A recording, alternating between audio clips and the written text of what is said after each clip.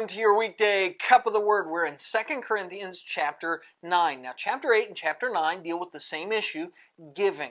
And in chapter 8, he dealt with, it's not about the dollar amount. In chapter 9, he's going to deal with the heart of giving, the attitude of being prepared to sow bountifully. And he'll talk about the idea that as in chapter 8 he said the Macedonians have given so much, he'll ironically say in chapter 9, one of the reasons they gave so much is because we've been boasting about you and saying that you will give a lot, that you have that prosperous attitude of giving that ought to be had, and it stirred the Macedonians up. And they'll say, I hope we were right when we come down, that is the attitude that you have. He'll talk about don't do it out of guilt, don't do it out of compulsion, but do it voluntarily. That giving is kind of like farming, that a farmer sows seeds in the field, and whatever seeds he sows, that's what he's going to grow. The amount of seeds he puts in affects the amount of harvest that he gets out.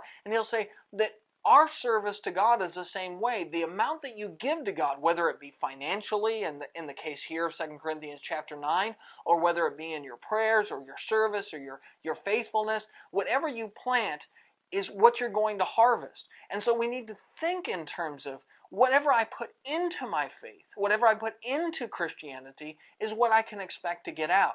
So it's not fair for us to only put in the last of our life and give God whatever the leftovers are and then expect things to turn out great. We've got to give Him our first fruits in every area of our life. But if you do that, Paul says, you are guaranteed a harvest beyond comparison.